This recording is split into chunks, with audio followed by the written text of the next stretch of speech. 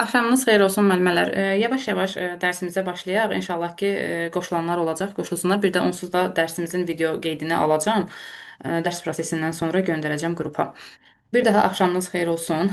Mən sorğu keçirtmişdim qrupda ki, hansı məşğələ ilə bağlı ödənişsiz dərs istəyirsiniz. Nəzərinizə çatdırıram ki, dərsimiz ödənişsiz dərsdir. Və məşğələlərdən müəllimlərin seçdiyi məntiqi riyazi təfəkkür məşğələsi oldu ki, həqiqətən də məntiqi riyazi təfəkkür məşğələsi demək olar ki, o məşğələlər içində ən çətin məşğələlərdən biridir.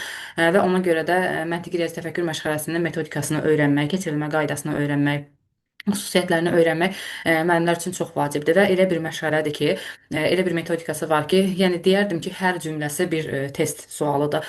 Ona görə də çalışın ki, bu məşğələni dərindən öyrənəsiniz. Mən də bacardığım qədər bu gün sizə bu barədə köməklik eləməyə çalışacağam. Deməli, məntiqi riyazi təfəkkür məşğələsinin ətraflı izahını verəcəm sizə hal-hazırda və izahdan sonra sual-cavabda iştirak eləmək istəyən müəllimələr olarsa, onlarla sual-cavab eləyəcəyik və sual-cavabın da sonunda ümumiləşdirmə üçün testlər eləyəcəyik. Yəni ki, birlikdə test oxuyacağıq və testlər işləyəcəyik. Yəni əminəm ki, bu dərsdən sonra yəqin ki, bu məşğələ ilə bağlı heç bir çətinliyiniz olmayacaq. Həm Telegramdan, həm ödənişsiz WhatsApp qrupunda PDF-ni paylaşmışdım. Məşğələmizin PDF-ni paylaşmışdım. Yəqin ki, qoşulan müəllimələr oxuyub məlumatlıdırlar. Yəni belə deyim, bizə təqdim olunan PDF-lərdə, vəsaitlərdə məsələn sadəcə bir məntiqi riyazi təfəkkür məşğələsi 170-180 səhifəlik bir kitabdır. Düşünün ki, mən bacardığım qədər o kitabdan sizin üçün yığıb ümumiləşdirib rahat bir şəklə gətirməyə çalışdım PDF-i. Çünki məsələn mən desəm o kitabı sizə göndərsəm və desəm ki, riyaziyyat məşğələsini bu kitabdan öyrənin, mən əminəm ki, heç kimin buna nə vaxtı olmaz, nə həvəsi olmaz ki, 170-180 səhifəlik kitabı oxusun, oradan nəsə öyrənsin. Ona görə də mən bacardığım qədər onu ümumiləşdirib, qısaldıb, lakonik şəkildə sizin nəzərinizə çatdırmağa çalışdım. İnşallah ki, hər birinizə faydalı olar.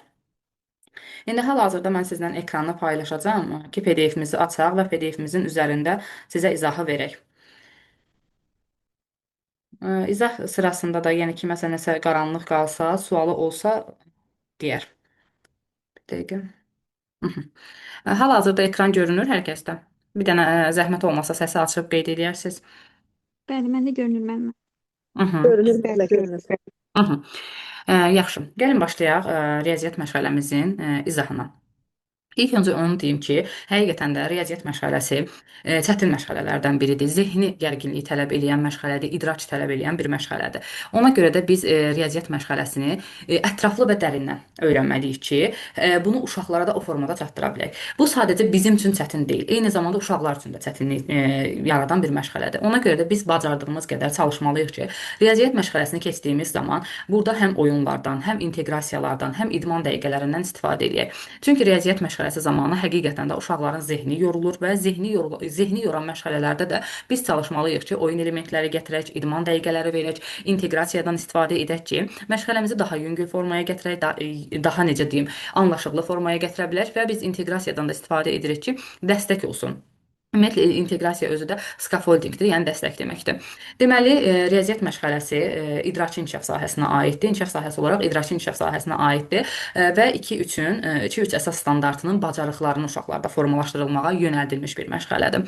Riyaziyyat məşğələsi uşaqlarda sadəcə uşaqların idrakını, koqnitiv bacarıqlarını inkişaf etdirmir. Eyni zamanda onlarda həm məntiqi, həm riyazi təfəkkürü inkişaf etdirir. Eyni zamanda onlarda nitqinin inkişafında, yaddaşın inkişafında, emosiyaların inkişafında böyük rolu var. Onlarda səbir, dözüm yaradır, əzm yaradır. Çünki məşğələ çətin məşğələ olduğuna görə, burada idrak tələb elədiyinə görə, eyni zamanda bu uşaqlarda səbir və dözüm də yaradan bir məşğələdir.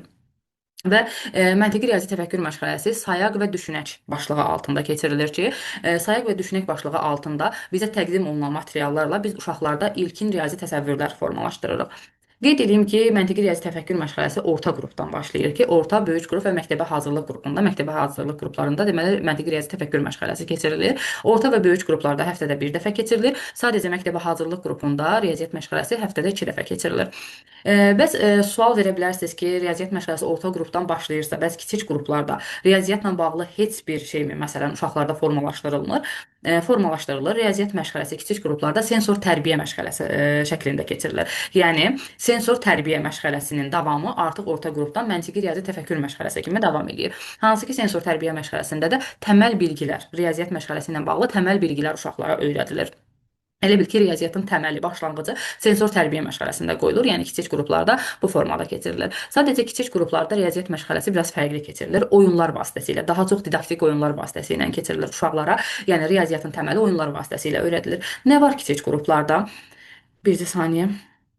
Aha. Məsələn, burada baxaq, PDF-də də görürsüz ki, məsələn, yaş qruplarına görə necə xarakterizə olunur. Məsələn, 1-2 yaşda, yəni birinci körpələr qrupunda bir və çox anlayışlarının əşyalar üzərində fərqləndirilməsi var. Məsələn, uşaqlara bir top göstəririk və yaxud bir də 3-4, məsələn, çoxlu toplar göstəririk və onların üzərində bir və çox anlayışlarını uşaqlara öyrədirik. Ölçü anlayışını başa düşür uşaqlar. Məsələn, böyük əşyanı göstəririk, kiçik əşyanı göstəririk. Onlar arasında fərqin tapılmasını istəyirik uşaqlardan. İki oxşar əşyanın seçilməsi var burada. Məkana bələdlik, ora-bura. Məkan deyəndə burada məsələn, biz irəli, geri, ön, arxa deyil, bunları nəzərdə tutmuruq və yaxud da sağ-sol nəzərdə tutmuruq. Kiçik qrup olduğuna görə burada sadəcə məsələn ora-bura anlayışları var ki, kiçik anlayışlar burada nəzərdə tutulur və öz şəxsi təcrübələrinə əsaslanaraq ilkin bacarıqların formalaşması var birinci körpələr qrupunda.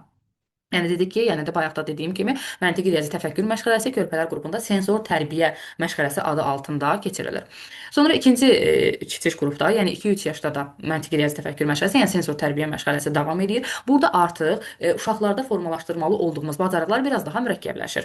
Yəni burada məsələn artıq uşaqlar az, çox, böyük, kiçik anlayışlarına malik olurlar və onlar əşyalar üzərində uzun, qısa anlayışlarını da artıq fərqləndirməyi öyrənirlər. Dairəvi əşyaları adlandırırlar uşaqlar. Məkana bələdləşmədə artıq uşaqlar biraz daha irəliyə doğru gedirlər. Məsələn, əvvəl məkana bələdləşmə deyəndə sadəcə ora-bura anlayışları var idisə, burada artıq yuxarı, aşağı, qabaq, arxa anlayışları da bura daxil olur və onlar artıq bu anlayışları da fərqləndirməyə başlayırlar və uşaqlar tədqiq etməyə, yəni tədqiqatlar aparmağa maraqlı olurlar. Sonra gəlir 3-4 yaş qrupu ki, artıq 3-4 yaş qrupunda məntiqi riyazi təfəkkür məşğələsi adı altında keçirilir məşğələmiz və həftədə bir dəfə keçirilir.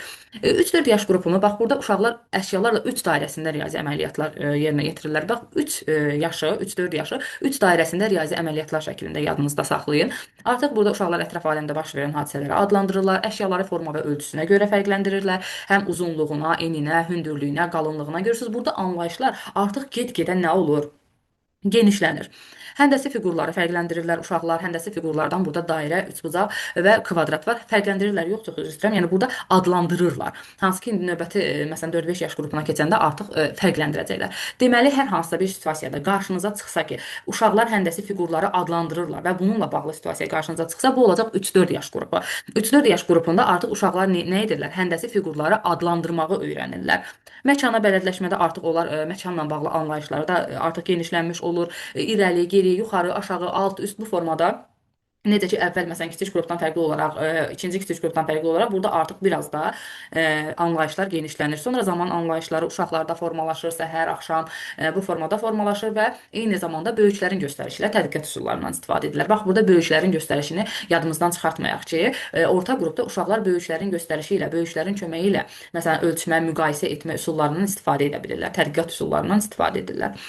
Sonra 4-5 yaş qrupu gəlir ki, 4-5 yaş qrupunda artıq 5 dairəsində riyazi əməliyyatlar var. 3-4 yaşı 3 dairəsində riyazi əməliyyatlarla yadımızda saxlayacağıq. 4-5 yaşı isə artıq 5 dairəsində riyazi əməliyyatlarla yadımızda saxlayacağıq.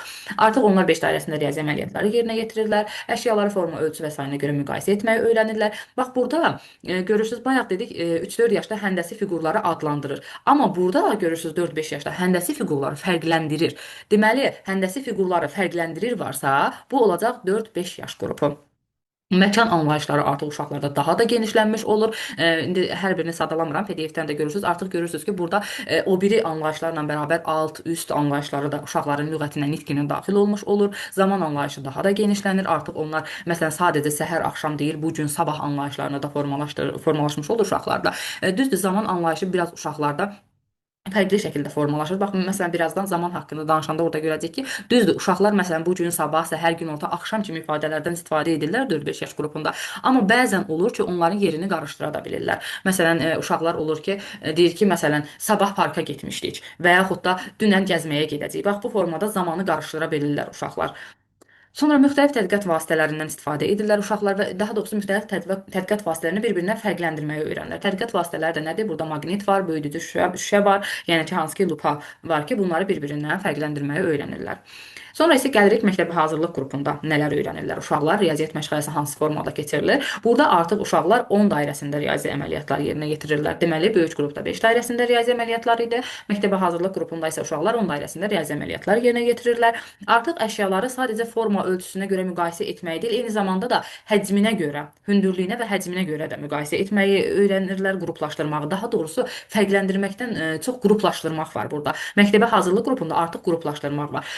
Burada fikir versəz 4-5 yaş qrupunda ən çox fərqləndirmək var, müqayisə etmək, fərqləndirmək var. Amma məktəbə hazırlıq qrupunda artıq qruplaşdırmağı öyrənirlər uşaqlar. Baxın, burada yenə də görəcəksiniz, həndəsi fiqurları forma və ölçüsünə görə qruplaşdırmağı öyrənirlər. Deməli, adlandırmaq varsa, həndəsi fiqurları adlandırmaq varsa orta qrup götürəcəyik. Fərqləndirmək varsa böyük qrup götürəcəyik. Əgər artıq qruplaşdırmaq varsa, bunu götürəcəyik məktəbə hazırlıq qrupuna, yəni 5-6 yaşa.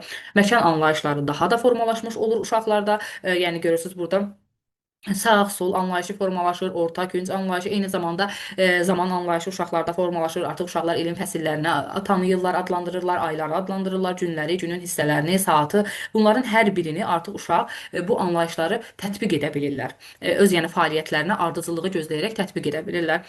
Bundan başqa oyun və tədqiqatlar zamanı obyekt və hadisələri öyrənirlər. Öyrənməkdə yəni sərbəstlik göstərirlər. Artıq məsələn ölçü elementlərindən özləri istifadə edə bilirlər. Məsələn, bayaq gördük ki, tədqiqat vasitələrini fərqləndirirlər, bir-birindən fərqləndirirlər. Amma artıq məktəbə hazırlıq qrupunda görürsüz istifadə edirlər. Artıq hansı ki xəttkeşdən, böyüdücü şüşədən, maqnitdən, yəni tərəzidən uşaqlar 5-6 yaş qrupunda artıq istifadə etməyə başlayırlar.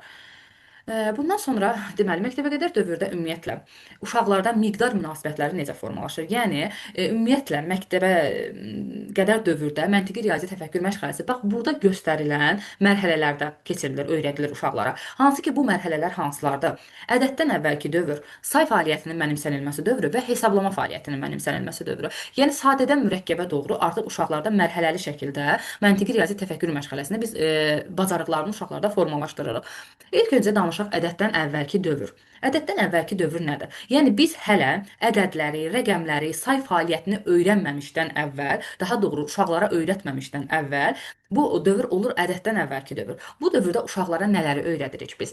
Əşyaların əsas əlamətlərini görməyi, onları adlandırmağı öyrədirik uşaqlara. Eyni zamanda çoxluğu bütövlükdə götürməyi, çoxluğun elementlərini adlandırmağı və çoxluğun yəni ümumiləşdirici sözlə onun elementlərini sadalamağı və çoxluğu ümumiləşdirici sözlə deməyi öyrədirik. Ayrı-ayrı elementlərdən alt çoxluqlar, yeni çoxluqlar düzəltməyi öyrədirik. Çoxluqları siniflərə ayırmaq, çoxluğun elementlərini nizamlamaq.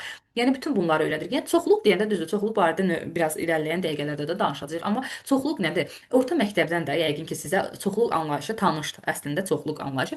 Sadəcə burada çoxluq deyəndə biz orta məktəbdən biraz fərqləndiririk. Burada çoxluq rəqəmlərlə bağlı deyil. Məsələn, orada çoxluqlar var idi ki, orada çoxluqları fərqləndirmək, ortaq elementlərini seçmək vardı, ortaq rəqəmlər falan. Amma burada sadəcə çoxluq deyəndə nə nəzərdə tutulur? Məsələn, burada verə bilər heyvanlar çoxluğu, məsələn, və yaxud almalar çoxluğu. Bax bu formada, yəni əşyalar üzərində, heyvanlar üzərində, meyvələr üzərində hər hansısa çoxluqdan söhbət gedir. İlk öncə dedik ki, əşyaların əsas əlamətlərini görməyi. Məsələn, uşaqlara almanın əsas əlamətini görməyə və onu adlandırmağı məsələn deyirəm. Və yaxud hər hansısa bir həndəsi fiquru əlamətini görməyi, adlandırmağı, bundan başqa çoxluğu bütövlükdə götürməyi. Yəni çoxluğun bütün elementlərini bütövlükdə götürmək nə deməkdir? Məsələn, bir çoxluqda heyvanlar verilib, vəhşi heyvanlar verilib. Çoxluğu bütövlükdə götürmək vəhşi heyvanları adlandırmaq deməkdir. Yəni hamısını bütövlükdə götürmək və yaxud çoxluğun elementlərini ayırmaq. Artıq ona daxil olan heyvanları bir-bir ayırmaq, adlandırmaq nəzərdə tutulur. Ümumiləşdirici sözü demək, məsələn, yenə də burada vəhşi heyvanlar çoxluğu bu formada çoxluğu siniflərə ayırmaq, hansı ki burada artıq çoxluğun tərkibində olan elementləri siniflərinə görə fərqləndirəcəyik, ayıracağıq. Bunlar öyrədilir uşaqlara. Miqdara görə qarşılıqlı uyğunluq yaratmaq, müqayisə etmək, bərabər çoxluqlar düzəltmək. Məsələn, bir çoxluqda fərqli sayda element verilə bilər, bir çoxluqda fərqli sayda element verilir və biz məsələn, birində 5 element verilib, birində 4 element verilib, daha doğrusu birində 6 verilib, birində 4 verilib. Məsələn, bir elementi oradan götürürük, o birinin üzərinə qoyuruq və çoxluqları nə edirik? Bərabərləşdiririk. Bu formada sonra burada var idi çoxluqların nizamlanması, elementlərinin nizamlanması. Bax, çoxluqların elementlərinin nizamlanması nə deməkdir? Məsələn, çoxluqlar verilə bilər, hər hansısa bir əşyalar verilə bilər. Orada o çoxluqda 3 cür əşya verilə bilər. Məsələn, kiçik ölçülü, orta ölçülü və böyük ölçülü. Və tərbiyəçi müəllim də məsələn 3 cür dediyi, məsələn 2 dənə böyük top verilər, 3 dənə orta ölçülü top verilə bilər, 3 dənə kiçik ölçülü top verilə bilər və tərbiyəçi müəllim də deyə bilər ki, onları ölçüsünə görə düzün. Əgər bunu deyirsə, bu çoxluğun elementlərinin nizamlanması deməkdir. Hansı ki, artıq onları ölçüsünə görə nizamlayır uşaqlar. Kiçikdən böyüyə doğru artıq düzürlərsə, bu çoxluqların elementlərinin nizamlanması deməkdir. Məsələn, ola bilər ki, testlərdə çox vaxt demək olar ki, istəyir məktəbə qədər qəbulda olsun, istəyir sertifikasiyada olsun. Bax, bu formada çoxluqlarla bağlı testlər mütləq düşür.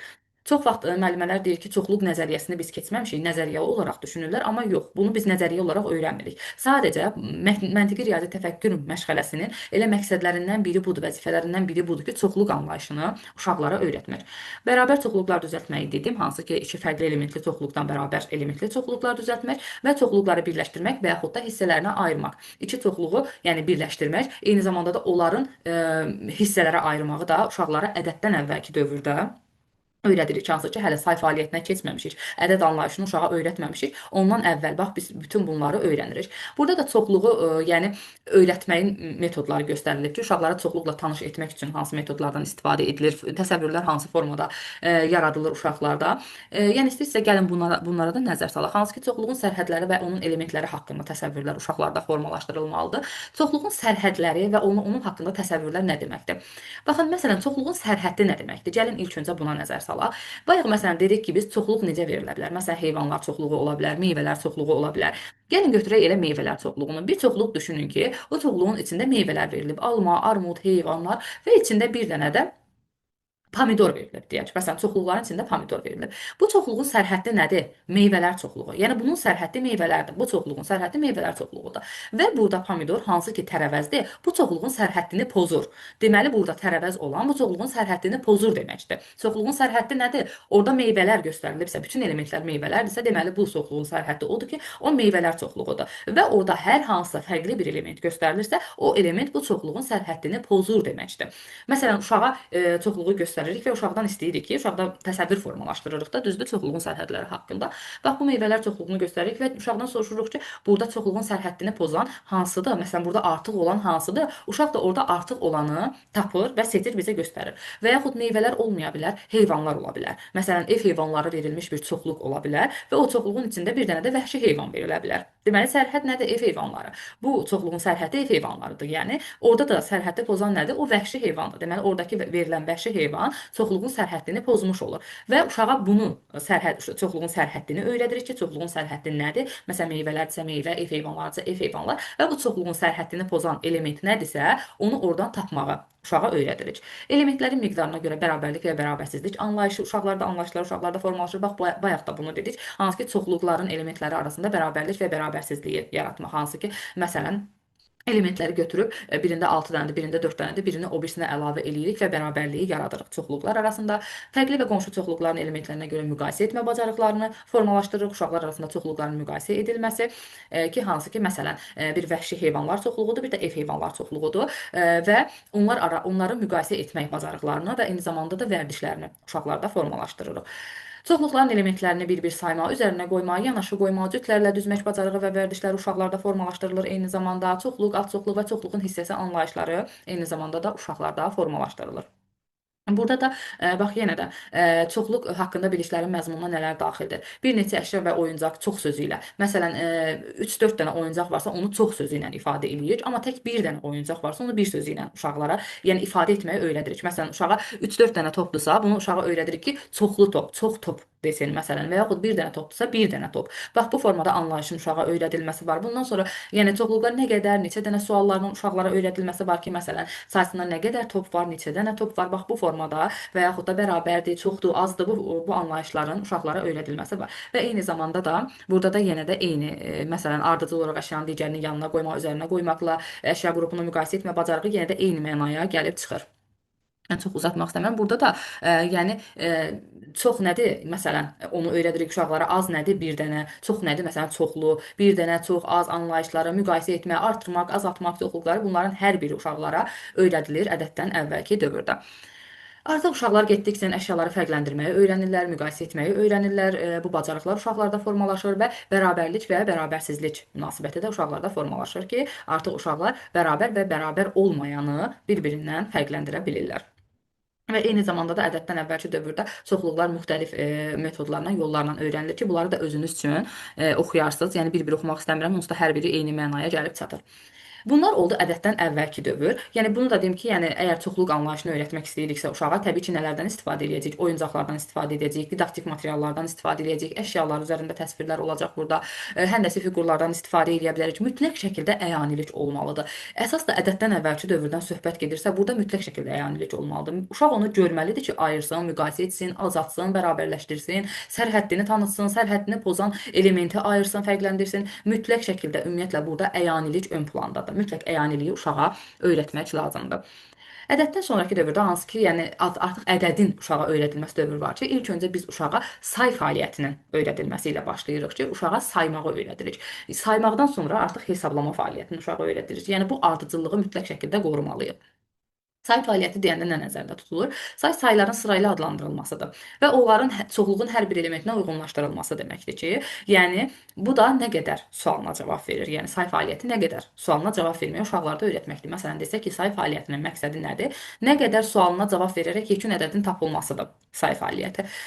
Və say fəaliyyəti uşaqlara necə öyrədilir? Hansı məsələlər bura daxildir? Ədədin əmələ gəlməsinin qavranılması, hansı ki, uşağa ədədin necə əmələ gəldiyini öyrətmək lazımdır, dərk elətdirmək lazımdır. Prosesual sayın və yekun sayın mənimsənilməsi, yəni sırayla saymanın və sıranın sonunda yekun sayın nəyin olduğunu uşağa öyrətmək lazımdır. Miqdar və sıra saylarını uşaqlara öyrədirik. Bir saniyə. Miqdar və sıra saylarının sayılmasını, eyni zamanda həm düzünə saymağı, hansı ki, düzünə saymaq deyəndə nə nəzərdə tutulur? 1-dən 10-a qədər saymaq, eyni zamanda da tərsinə saymağı uşaqlara öyrədirik və bunun fərqləndirilməsini uşaqlara öyrədirik. Qruplarla say, həmçinin müxtəlif analizatorların iştirakı ilə say. Müxtəlif analizatorların iştirakı ilə say deyəndə də nə nəzərdə tutulur? Məsələn, görərək saymaq, eşidərək saymaq, hərəkət edərək saymaq. Bir var ki, məsələn, uşaq əşyanı görərək sayır. Uşağın qarşısına 5 dənə alma qoyuruq və uşaqdan onları saymağını istəyirik və yaxud da biz 5 dəfə əl çalırıq və səsə görə eşidərək uşaqdan saymasını istəyirik. Bax bu formada müxtəlif analizatorlardan da istifadə edərək uşaqlara say bacarıqlarının öyrədilməsi nəzərdə tutulur. Say anlayışı nədir? Ümumiyyətlə say anlayışı özünə nələri daxil edir desək, say anlayışı odur ki, say sözləri bilmək və onları sırayla adlandırmaq. Say sözləri deyəndə də nə nəzərdə tutulur? 1, 2, 3, 4, 5 və s. Bunları bilmək və onları sırayla adlandırmaq nəzərdə tutulur ki, yəni bu uşaqlara öyrədilməlidir və sayları çoxluğun əşyalarına birə-bir aid etməyi bacarmaq ki, məsələn, 5 dənə almanı sayırıqsa, 1 alma, 2 alma, 3 alma, bax bu formada çoxluğun əşyalarına aid etməyi öyrənirik və son olaraq da nəticədəki ədədi tapmaq öyrədilir uşaqlara ki, yəni 5-ə qədər saydım və nəticədə neçə dənə alma oldu? 5 dənə alma oldu. Bunların öyrədilməsi olur. Say təlimi çox vaxt iki əşya qrupunun müqayisəsi ilə aparılır və 2 mərhələdə, belə deyim, tərbiyəçi müəllim uşaqlara say prosesini 2 mərhələdə öyrədir. Birinci mərhələdə çox vaxt tərbiyəçi müəllim özü sayır. Yəni çünki burada artıq hələ uşaqlar, belə deyim, say bacarıqları formalaşmayıb. Uşaqlarda rəqəmləri bilmirlər, say adlarını bilmirlər, formalaşmayıb deyə tərbiyəçi müəllim özü sayır. Və uşaqlar da onun ardınca təkrar edirlər. Yəni tərbiyəçi müəllim özü sayır, uşaqlar da nə edir? Onun ardınca o sayları təkrar edirlər. İkinci mərhələdə nə edirlər? Uşaqlara artıq say prosesini öyrədir tərbiyəçi müəllim və hər bir ədədlə tanış edir. Qonşu ədədlərlə müqayisə etməyi öyrədir. Eyni zamanda deməli qonşu ədədlərlə müqayisə etməyi öyrədir. Əvvəlcə uşaqlara 3 dairəsində say bacarıqları öyrədilir, sonra 5 dairəsində say bacarıqları öyrədilir, daha sonra isə məktəbə hazırlıq qrupunda artıq 10 dairəsində say bacarığı uşaqlara öyrədilir. Burada qeyd olundu, Montessori 1000 dairəsində saymağın metodikasını işləyir və ona uyğun material hazırlamışdı ki, yəni uşaqlar məktəbə hazırlıq qruplarında belə, yəni 1000 dairəsində saya bilirlər. Montessorinin hazırladığı materiala əsasən saymağı bacarırlar. Burada 3-ə qədər saymanın təlimi yazılıb, nəzərdən keçirmək yazılıb. Bu barədə çox uzun-uzadı danışmaq istəmirəm, çünki özünüz oxuya bilərsiniz. Yenə də belə deyək ki, yəni paralel şəkildə 2 əşya qrupu yığılır. Məsələn, dovşanlar və dələlər burada göstərilib ki, məsələn, yuxarıda dovşanlar, aşağıda dələlər yığılıb, hər içindən 3 dənə və tərbiyəçi müəllim sual verir ki, neçə dənə dovşan var? Uşaqlar başlayır dovşanları saymağa və neçə dənə dələ var? Dələləri saymağa. Məsələn, ondan bir element götürüb o birinə əlavə edəndə neçə olur? Bir element götürüb məsələn bu birinə əlavə edəndə neçə olur? Və bu formada 3-ə qədər saymanın təlimi uşaqlara öyrədilir.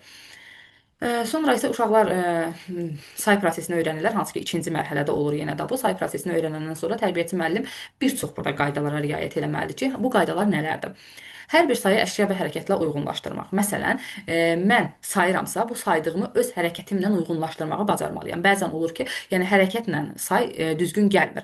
Məsələn, bu necə bir şeydir? Məsələn, 5 dənə dovşan sayacaqsa, məsələn, uşaq məsələn 1 deyir, amma birincinin üstünə qoyulur və yaxud 1 2 deyəndə yenə birincinin üstündə dayanır və əşya ilə, sayla əşyaya olan hərəkət uyğunlaşmır. Yəni mütləq şəkildə bunu uyğunlaşdırmağı öyrətməlidir müəllim, tərbiyəçi müəllim uşaqlara. Hər bir saydan sonra əşyanın adı təkrar edilməməlidir. Məsələn, bəzən uşaqlar olur ki, saymağa başlayırlar, 1 alma, 2 alma, 3 alma bu şəkildə sayırlar. Amma tərbiyəçi müəllim öyrətməlidir ki, hər bir saydan sonra əşyanın adını deməməliyik biz. Məsələn, bunu necə saymalıyıq? Sonuncu sayı dedikdən sonra əşyanın adını deməliyik. Məsələn, 1, 2, 3 və sonda əlin ümumiləşdirici hərəkəti ilə deməliyik ki, neçə oldu? 3 alma. Deməli, burada nə edirik? Hər saydan sonra demirik. Məsələn, 1 alma, 2 alma, 3 alma, 4 alma bu formada təkrarlamırıq. Sayırıq və sonda deyirik ki, artıq məsələn 3 alma oldu. Bax, burada yekun ədəd deyildikdə uyğun əşyanın adı deyilir. Hansı əşyanı sayırıqsa, onu yekunda deməliyik. Biz bir-bir sayanda onu demirik. Və sayı soldan sağa, əşyaları sağ əllə toxunaraq saymaq lazımdır. Mütləq şəkildə bu da uşaqlara öyrədilməlidir ki, soldan sağa doğru, məsələn, ola bilər ki, sağdan sola da doğru saysınlar. Uşaqlar belə bir səhifədə yol verə bilərlər. Tərbiyəçi müəllim öyrətməlidir ki, say soldan sağa doğru getməlidir və sağ əli əşyalara toxunduraraq saymaq lazımdır. Amma yenə də məsələn ola bilər ki, say prosesi zamanı, bunu öyrənən zaman uşaqlar müəyyən səhvlərə yol verə bilirlər ki, bu səhvlər də nədir? Saya ardıcıl deməyə bilirlər. Məsələn, biz çox vaxt uşaqlarda müşahidə etmişik ki, məsələn, 1, 5, 6, 9 bu formada saya bilirlər. Yəni ardıcıl deməyə bilirlər sayları. Eyni zamanda məsələn, əşyaları buraxırlar. Bir əşyaya 2 dəfə toxunurlar və bayaq da demişdik ki, bunu hərəkətlə sayı uyğunlaşdırmırlar. Məsələn, bunu tərbiyəçi müəllim öyrətməlidir, amma yəni bu səhvlərə yol verə bilir uşaqlar ki, məsələn, 5 yenə alma düzülübsə, birincini deyirlər, ikincini ötürürlər, üçüncüyə 2 deyirlər. Bax, o formada sayırlar, əşyaları ötürürlər və yaxud da bir almaya 1, 2 toxunub, yəni bir almanı 2 dəfə kimi saya bilirlər. Əşyalar deyil, öz hərəkətlərini sayırlar, öz əl hərəkətlərini saya bilirlər, əşyaları yəni qarışdıra bilirlər bunu. Yekun ədədi çıxarmırlar, neçə dənə nə qədər sualına cavab verə bilmirlər. Ola bilər ki, məsələn, uşaqlar 1, 2, 3, 4, 5 sayır, amma yekunda soruşanda ki, neçə oldu, neçə ədəd alma oldu, uşaq ona cavab verə bilmir. Deməli, bu necə deyim? Səhvlərə yol verə bilirlər uşaqlar və ümumiləşmiş jestdən istifadə etmək lazımdır, əşyanı əl ilə toxunmadan. Yəni artıq say prosesini öyrənəndən sonra əl ilə toxunmadan əşyanı saymağı öyrətməliyik. Yəni uzaqdan işarə ilə və yaxud da baxaraq saymağı öyrətməliyik. Məsələn, artıq say prosesini uşaqlarda formalaşdırmışıq. Artıq deyirik ki, sən əşyalara toxunmadan say. Və bundan sonra da təsvirlər, simvollar say prosesinə əlavə olunur. Bura qədər aydındır müəllimələr. Say fəaliyyəti ilə bağlı bir sualınız varmı?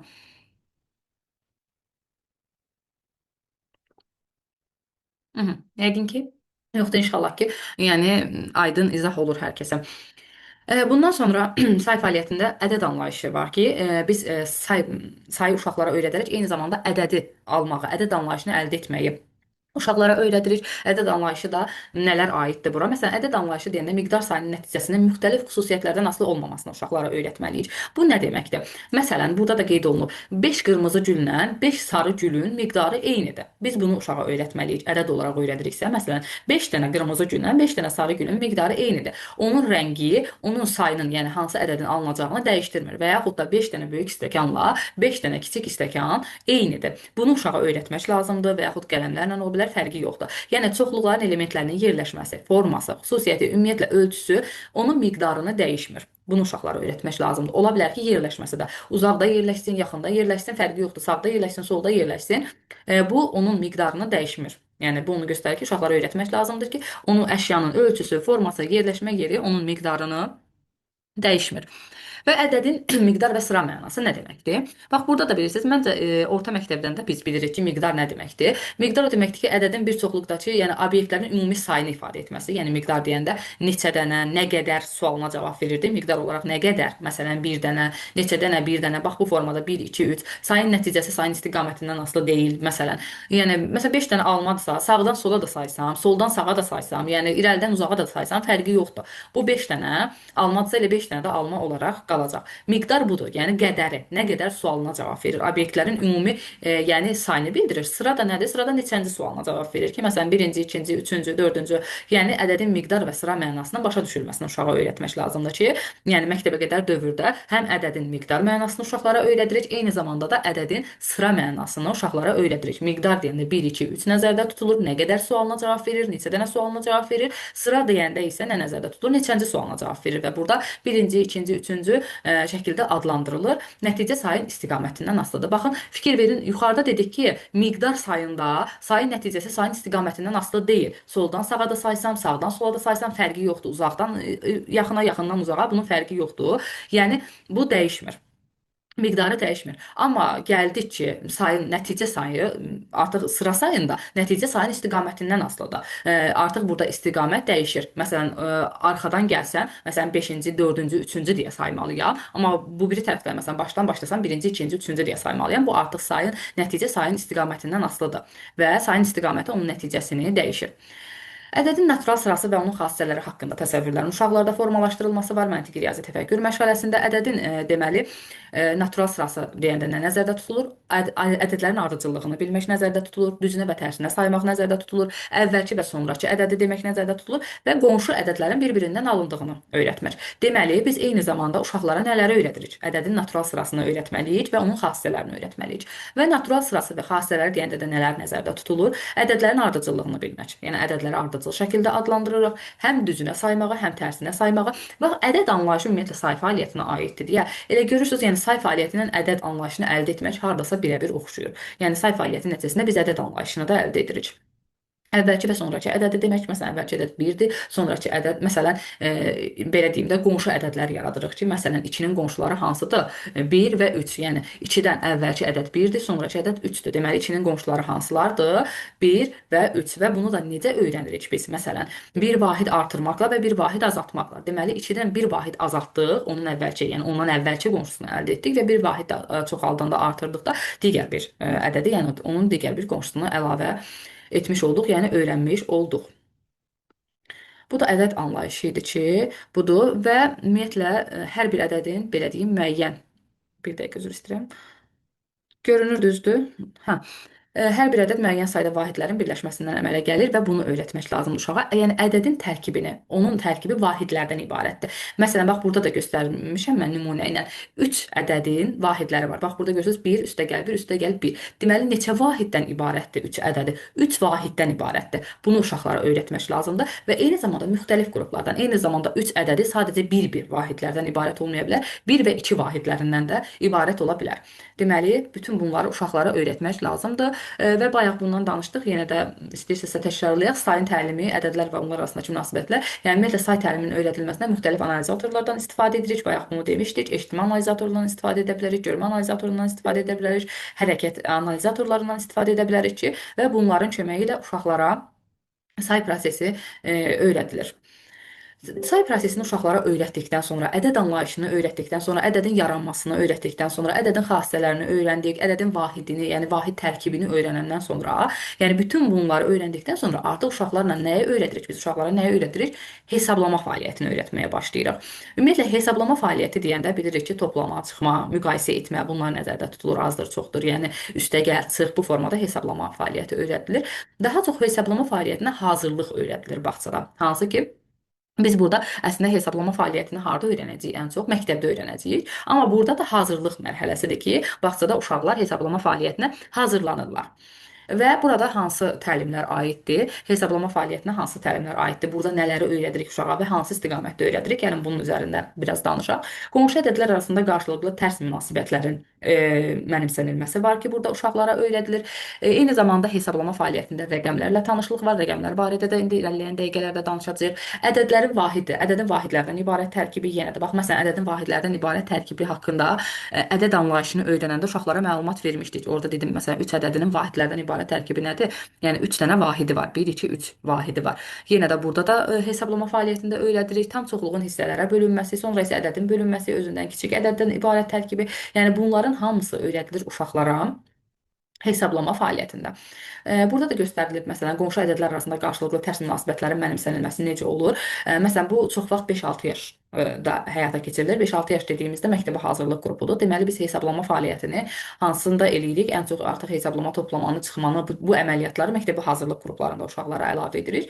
Yəni müəllim öyrədir ki, məsələn, bir dənə əlavə edirik, çoxalır, bir dənə çıxırıq, azalır. Bax bu formada, yəni qonşu məsələn 2-yə bir dənə əlavə etdik, çoxaldı, yəni 3 yarandı. Yəni onun qonşusu yarandı, bir dənə də çıxdıq, 1 yarandı. Onun qonşusu, yəni qonşu ədədlər arasında qarşılıqlı münasibətləri mənimsədir uşaqlara və bu prosesdə bir neçə mərhələdə gedir ki, yəni bir neçə mərhələ dediyim 4 mərhələdə gedir. Bunları bir-bir oxumaq istəmirəm. Yəni siz özünüz üçün bunları oxuyarsınız ki, yəni hansı mərhələdə uşaqlara hesablama fəaliyyəti öyrədilir. Yəni baş ağrısı olmasın deyə hamısını bir-bir oxumaq istəmirəm. Daha sonra isə tam və hissə münasibətlərinin uşaqlara öyrədilməsi var ki, tam və hissə anlayışı nədir? Gəlin biraz da bunlara nəzər salaq. Tam və hissə anlayışı nədir? Burada var, tam müxtəlif hissələrə bölünə bilər. Yəni bir ədəd müxtəlif hissələrə bölünə bilər. O hissələr həm bərabər ola bilər, həm qeyri-bərabər ola bilər. Məsələn, 6 nədir? Tamdır, düzdür, tam ədəddir. Biz onu hissələrə ayırırıq. Mən ona ayırdığım hissələr bir-biri ilə bərabər də ola bilər, qeyri-bərabər də ola bilər. Məsələn, 6-nı 2 yerə bölərəm. Məsələn, 3, 3. Necədir? Bu oldu 2 bərabər hissə. Yəni 1 tam 2 bərabər hissəyə bölündü. Amma mən onu 4 və 2 kimi də bölə bilərəm. Bu olacaq qeyri-bərabər hissə. Deməli biz tamı uşaqlara öyrədirik və tamın hissələrə bölünməsini uşaqlara öyrədirik ki, və öyrədirik eyni zamanda ki, tam hissələrə bölünəndə bu hissələr bərabər də ola bilər, qeyri-bərabər də ola bilər. Və digər bir məsələni də öyrədirik ki, hissə tamdan həmişə kiçikdir. Çünki hissə tamın bir hissəsidir. Ona görə də tamdan hər zaman kiçikdir. Məsələn, 6-nı hissələrə böldüm, 4 və 2. Mütləqdir ki, o iki hissənin hər biri 6-dan kiçikdir. Bunu uşağa öyrədirik biz tam hissə anlayışının uşaqlara öyrədilməsi mərhələsində. Bax, bayaq demişdim, hesablamanı öyrənəndə biz uşaqlara rəqəmləri də öyrədirik. Bax, ədəd nədir, rəqəm nədir? Bax, belə bir şey var ki, ədədlə rəqəmi biz bilirəm ki, yəni bunu hər biriniz bilirsiniz, amma yenə də baxaq.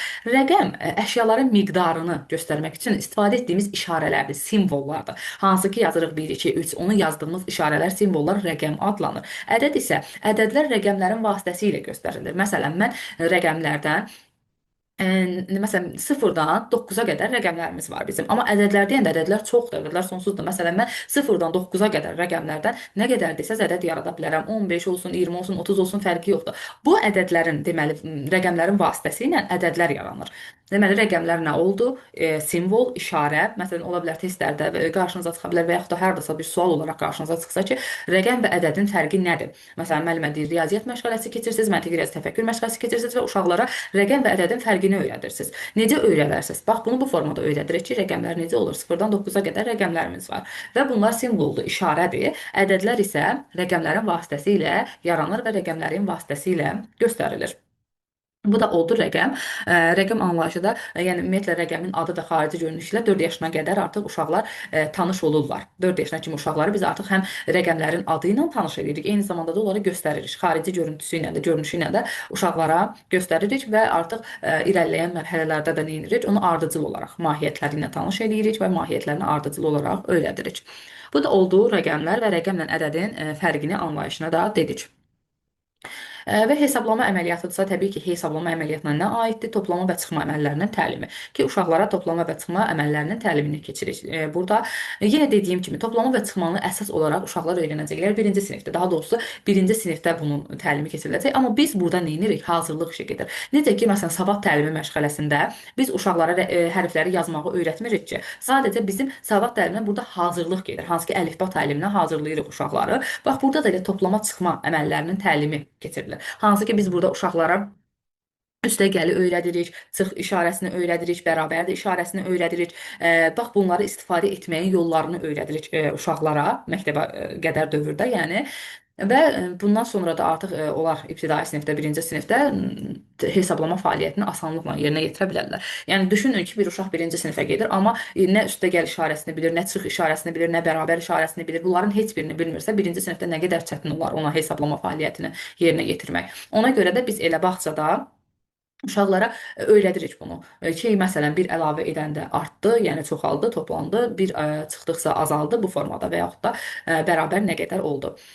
Toplama əməlinin belə deyim də öyrədilməsi var ki, çoxluqlar nəzəriyyəsinə əsasən toplama əməlinə nələr aiddir? Çoxluqların birləşdirilməsi və çoxluğun bir neçə vahid artırılması uyğundur. Məsələn, çoxluqların birləşdirilməsi deyəndə nə nəzərdə tutulur? Bayaq çoxluq deyəndə, yəni bildik ki, verilən çoxluq hansı ki, ora məsələn bir dairə düşünün, o dairənin içində 3 dənə bir element düşünün. Burada məsələn toplama deyəndə çoxluqların birləşdirilməsidir. Təbii ki, məsələn iki çoxluq götürün, birində 3 element olsun, 3 dənə heyvan olsun, birində də 4 dənə heyvan olsun. Təbii ki, yəni toplayıramsa bunları bir-birinə birləşdirməliyəm. İki çoxluğu birləşdirirəmsə mən toplama fəaliyyətini yerinə yetirirəm və çoxluğun bir neçə vahid artırılması. Məsələn, 3 heyvandırsa üstünə 2 dənə də heyvan əlavə edirəm, artırıramsa bu olur toplama fəaliyyəti. Bunun yəni testlərdə situasiya tipli düşəcək ki, məsələn burada da səhv eləmirəmsə, baxın burada vermişik. Məsələn, 3 alma və 2 armud götürün. Onları zənbilə qoyun. Onların nə qədər olduğunu necə öyrənək? Deməli, bunu uşaqlara veririk. Uşaqlar nə edirlər? Demək ki, saymaq lazımdır. 3 dənə alma ilə 2 dənə almanı sayaraq birləşdiririk. Və burada məqsəd nə oldu? Əlavə fəaliyyətin yerinə yetirilməsi. Yəni burada artıq sayma fəaliyyəti də yerinə yetirilir və toplanır. Belə bir situasiya sizin testlərdə qarşınıza çıxa bilər və sizdən soruşa bilər ki, bu hansı fəaliyyətdir? Təbii ki, hesablama fəaliyyətidir. Məsələn, orada say fəaliyyəti də deyə bilər, ədədin öyrənilməsi də deyə bilər, rəqəmlərlə tanışlıq da deyə bilər. Amma biz artıq bilirik ki, bu hesablama fəaliyyətidir, daha dərinə gedəndə də toplama fəaliyyətidir. Məsələn, bunu çıxma fəaliyyəti ilə də verə bilər. Bax, çıxmaya aid də burada misallar göstərilib. Artıq əgər çıxmaya aid bir situasiya görürüksə, bunu da artıq çoxluqların çıxılmasına aid götürəcəyik. Çoxluqlar nəzəriyyəsinə əsasən çıxma əməlinin də 3 əşyavi fəaliyyət uyğundur bura. Verilən çoxluğun bir neçə vahid azalması, qalığın tapılması, yəni situasiya verilə bilər və onun cavabı olaraq soruşa bilər ki, burada nəyi tapır? Baxın, burada həm baxın verilən çoxluqla müqayisə edilən çoxluğun bir neçə vahid azaldılması, iki çoxluğun qədər müqayisəsi var. Həm deməli verilən çoxluğun bir neçə vahid azalması. Məsələn, 5 dənə alma verib, ondan 2 dənəsini götürdük. Neçə dənə alma qaldı? Bu nədir? Verilən çoxluğun bir neçə vahid azaldılması, qalığın tapılması. Məsələn, testdə belə bir sual qarşınıza çıxdı və orada soruşuldu ki, belə bir tapşırıq, tərbiyəçi müəllim uşaqlara tapşırıq verir ki, o səbətə 6 dənə alma qoyur və deyir ki, o almalardan 2 dənəsini götürdüm, səbətdən neçə dənə alma qaldı. Baxın, bu verilən çoxluğun bir neçə vahid azaldılması və qalığın tapılması. Yəni bunu bu formada qeyd edəcəksiniz. Digəri isə verilən çoxluqla müqayisə edilən çoxluğun bir neçə vahid azaldılması, hansı ki bir çoxluq verilib bizə və onunla da başqa bir çoxluğu müqayisə edirik. Və bunların bir neçə vahid azaldılması, burada artıq iki çoxluq olur ki, bir bizə verilən çoxluqda və bir də o çoxluğu müqayisə etdiyimiz çoxluq var və iki çoxluğun qədər müqayisəsi. İki çoxluğun qədər müqayisəsi də deyəndə, yəni iki dənə ayrı-ayrı çoxluq veriləcək və hansında az, hansında çoxdur deyə müqayisə edəcəyik. Bu isə qədər müqayisəsidir. Belə bir situasiyada qarşınıza çıxarsa ki, məsələn, bir səbətdə 6 alma var, digər səbətdə isə 5 alma var. Tərbiyəçi müəllimə uşaqlardan hansı səbətdə çox alma olduğunu soruşur. Məsələn, testdə belə bir şey görsəz, burada artıq iki çoxluğun qədər müqayisəsi olacaq. Bu qalığın tapılması deyil və yaxud çoxluğun bir neçə vahid azaldılması deyil. Çünki burada azaldılma yoxdur, toplama çıxdı. Burada görürsüz sadəcə müqayisə var. Deməli, burada nədir? İki çoxluğun qədər müqayisəsi var. Uşaqlara öyrədilir. Deməli, hesablama əməliyyatını uşaqlara öyrətdik. Deməli, nələr öyrətdik uşaqlara məntiqi riyazi təfəkkür məşğələsində? Ədəddən əvvəlki dövrdə çoxluqları öyrətdik. Çoxluqların sərhədini, müqayisə etməyi öyrətdik. Azaltmağı, çoxaltmağı, birləşdirməyi, çoxluğu bunları öyrətdik. Sonra say fəaliyyətini uşağa öyrətdik. Riyaziyyat məşğələsində uşaqlara say fəaliyyətini öyrədirik. Daha sonra hesablama fəaliyyətini, hansı ki, say fəaliyyətini öyrətdik, ədədin yaranmasını öyrətdik və bundan sonra da uşaqlara nəyi öyrətdik? Hesablama fəaliyyətini. Amma desəz ki, riyaziyyat məşğələsi sadəcə bunlarla yekunlaşır, yox, bunlarla yekunlaşmır. Riyaziyyat məşğələsində bundan əlavə biz bağçada uşaqlara nələr öyrədirik? Cəmiyyətlərlə tanış eləyirik. Cəmiyyətlər deyəndə də nələr nəzərdə tutulur ki, məsələn, əşyanın həcmi, ağırlığı, uzunluğu, tutumu, yəni bütün bunlar hamısı nəzərdə tutulur. Eyni zamanda zaman anlayışı nəzərdə öyrədirik uşaqlara. Təqvimlə tanış eləyirik uşağı. Təqvim deyəndə illər, aylar, fəsillər, bunların hamısı yenə də məntiqi riyazi təfəkkür məşğələsində öyrədilir uşaqlara ki, yəni ildə neçə gün var, məsələn, fəsillər, neçə fəsilimiz var, fəsillərdə neçə gün olur, həftənin günləri, bunların hamısı təqvim uşaqlara riyaziyyat məşğələsində öyrədilir və təqvimlə tanış eləməyin də bir neçə metodlar var ki, yəni bunlarla da oxuyarsınız və mütləq şəkildə bunu uşaqda formalaşdırmalıyıq biz. Və zaman anlayışı uşaqlarda formalaşdırılmalıdır. Bax, bayaq zaman anlayışını dedik ki, yəni uşaqlarda yaş qruplarına görə zaman anlayışı formalaşır. Məsələn, kiçik qrupdan artıq zaman anlayışı formalaşmağa başlayır. Zaman anlayışı da uşaqlarda mərhələlərlə formalaşır. Mərhələlər deyəndə nə nəzərdə tutulur? Məsələn, 4 mərhələdə formalaşır zaman anlayışı uşaqlarda ki, birinci mərhələmiz 0-2 yaşa əhatə eləyir ki, burada uşaqlar artıq öz fəaliyyətlərini, yəni konkret fəaliyyətlərlə bağlayırlar da zamanı. Onlar məsələn axşam, səhər, gündüz, günorta, yəni belə şeyləri bilmirlər. Sadəcə olaraq məsələn, onlar bilirlər yuxu saatıdır, yemək saatıdır, öz oyanıqlıq saatıdır. Bax, buna uyğun zamanı, yəni dərk eləyirlər. Sensor təcrübə əsasında dərk eləyirlər. Elə məsələn bunu harda öyrədirik? Sensor tərbiyə məşğələsində 0-2 yaş hansı kiçik qrupa düşdüyünə görə sensor tərbiyədə öyrədirik və onlarda şərti refleksdir də bu. Yəni oyanırlarsa, hə, səhər açılıb bu formada, yəni amma onlar səhəri, gündüzü, axşamı adlandıra bilmirlər, fərqləndirə bilmirlər. Sadəcə öz fəaliyyətlərinə, konkret fəaliyyətlərinə əsaslanırlar. İkinci mərhələ isə nədir? Artıq 2-4 yaşdakı, 2-4 yaşda uşaqlar öz nitqlərində zamana aid ifadələr işlədirlər ki, hansı ki zamana aid ifadələr olur onların nitqlərində, amma çox vaxt bunlar səhv olur. Məsələn, bayaq da demişdik ki, bunları səhv işlədirlər. Məsələn, uşaq deyir ki, mən sabah parka getmişdim. Əslində dünən getmişdim, amma dünənə sabah deyir. Bax bu formada qarışdıra bilirlər. Ondan sonra üçüncü mərhələ gəlir ki, artıq 4-6 yaşda, 4-6 yaş bilirsiniz ki, artıq böyük yaş qrupuna düşür. Burada artıq nitqlərində aktiv şəkildə istifadə edirlər, zamana aid ifadələri, terminləri mənimsəyirlər, zamanla bağlı terminləri mənimsəyirlər, ardıcıllığı bilirlər, təbiət hadisələrinə görə zamanı qavramağı öyrənirlər uşaqlar. Və bu formada artıq zaman anlayışları uşaqlarda daha genişlənmiş və formalaşmış olur. Dördüncü mərhələmiz isə 6 yaşdan yuxarı mərhələdir ki, burada artıq uşaqlar ümumi qəbul edilmiş zaman anlayışları da deməndə etalonlar da deməkdir. Yəni hər kəs tərəfindən qəbul edilmiş. Məsələn, mən gündüzə gündüz deyirəm, səhərə səhər deyirəm. Məsələn, mən necə deyirəmsə, uşaqlar da o formada deyirlər. Yəni böyüklərin dediyi kimi hər kəs tərəfindən qəbul edilmiş etalonlarla zamanı adlandıra bilirlər və 6 yaşdan yuxarı uşaqlar artıq saatı da öyrənirlər. Məsələn, saat sözünə görə yenə də burada da bir şey nəzərinizə çatdıraq ki, baxmayaraq ki, məktəbə qədər də 10 dairəsində hesablama əməliyyatları öyrədirik, sayma əməliyyatları öyrətsək də uşaqlara. Biz 12-yə qədər sayma uşaqlara öyrədirik. 12-yə qədər öyrətməyimizin də səbəbi nədir? Saatdır ki, saatı uşaqlara öyrətmək üçün 10 deyil, 12-yə qədər uşaqlara öyrədirik. Bu da oldu uşaqların zamanla bağlı təsəvvürləri. Yenə də bəzi psixoloqların fikirlərinə görə uşaqlara zamanı öyrənmək çox çətindir. Yəni çünki onlar zamanın dəyişməzliyini, axıcılığını bəzən başa düşə bilmirlər, anlaya bilmirlər, dərk edə bilmirlər. Həqiqətən də bu belədir ki, yəni uşaqlar üçün zamanı öyrənmək çətin bir prosesdir və həqiqətən də mərhələli və uzun müddət tələb edən bir prosesdir. Deməli, nələri öyrətdik? Təqvimi öyrətdik, zaman anlayışını, kütlə anlayışlarını, ağırlığı, uzunluğu, hündürlüyü, hər birini yenə də öyrətdik. Hansı məşğələdə? Məntiqi riyazi təfəkkür məşğələsində. Digər isə məntiqi riyazi təfəkkür məşğələsində nə öyrədirik? Uşaqlara həndəsi fiqurlarla tanışlıq. Yəni uşaqlara hesablama ilə, say fəaliyyəti ilə, toplama çıxma ilə, zamanla, təqvimlə yanaşı öyrədirik həndəsi fiqurları. Uşaqları həndəsi fiqurlarla tanış edirik. Ümumiyyətlə uşaqların həndəsi fiqurlarla tanışlığının əsas məqsədi nədir? Müxtəlif formalı əşyaların araşdırılması, onlar arasında manipulyasiyaların təşkili və uşaqlara həndəsi fiqurları adlandırmağı, fərqləndirməyi, qruplaşdırmağı öyrətmək bacarığı uşaqlarda formalaşdırılmalıdır. Eyni zamanda, məsələn, bunu uşaqlara öyrətmək onlarda düşünmə qabiliyyətlərini formalaşdırır, uşaqların, yəni məntiqi əlaqə qurmaq bacarıqlarını formalaşdırır.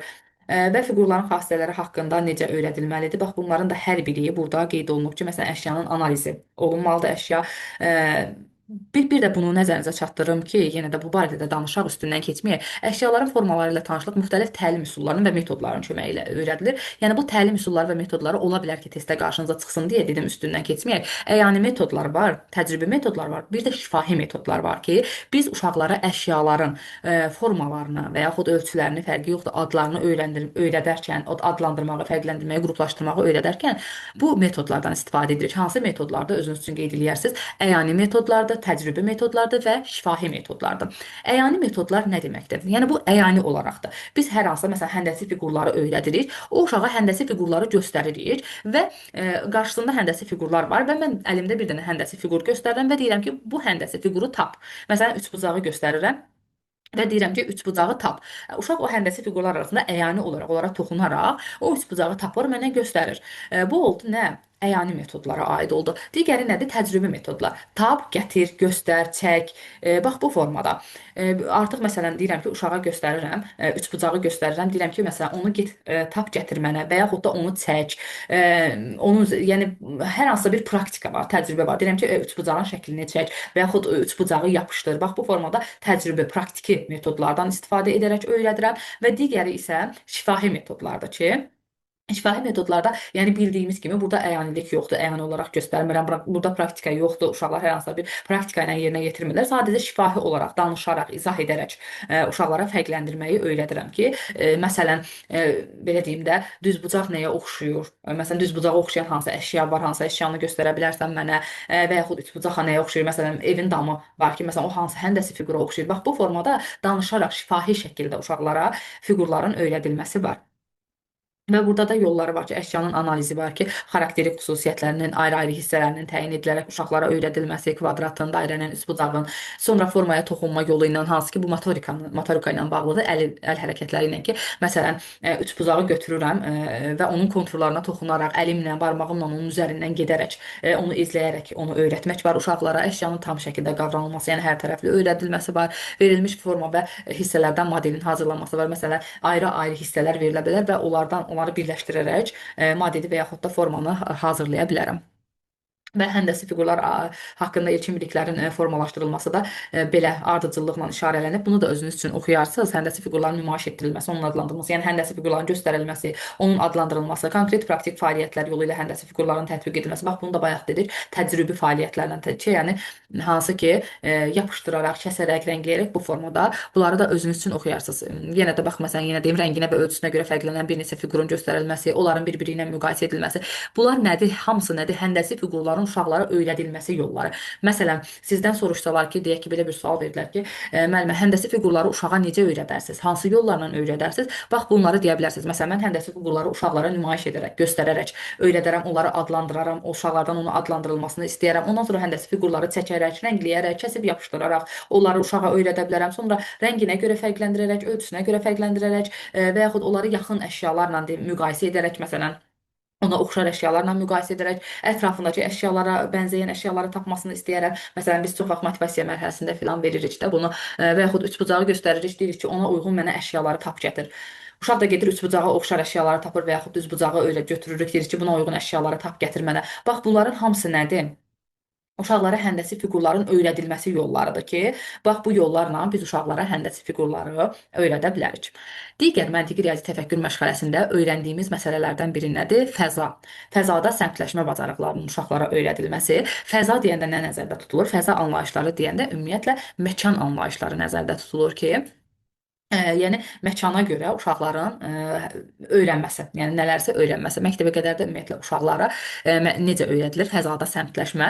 Yəni belə deyim, testlərdə qarşınıza çıxa biləcək bu. Ona görə üzərində qalırıq. Bunu da öyrədirik ki, yəni yerləşmə, uzaqlaşma, əşyalar arasında fəza münasibətlərinin öyrənilməsi ilə öyrədilir. Fəza nədir? Deməli, fəzada səmtləşmə nədir? Əgər dar mənada baxsaq, fəzada səmtləşmə bu üç istiqamətdə gedir. Özünə səmtləşmə, özündən səmtləşmə və obyektlərdən səmtləşmə. Özünə səmtləşmə deyəndə nə nəzərdə tutulur? Olduğu yerin təyin edilməsi və subyektin ona əhatə edən obyektlərə nəzərən yerləşdirilməsi.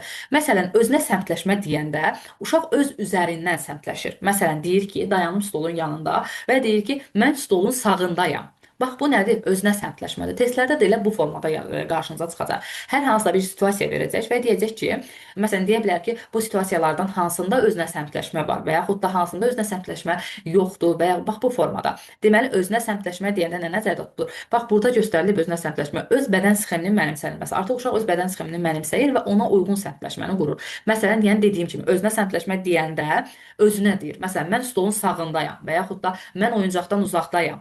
Mən onun solundayam, mən stolun altındayam. Yəni mən var burada. Yəni özünə görə məkana səmtləşməyi göstərir.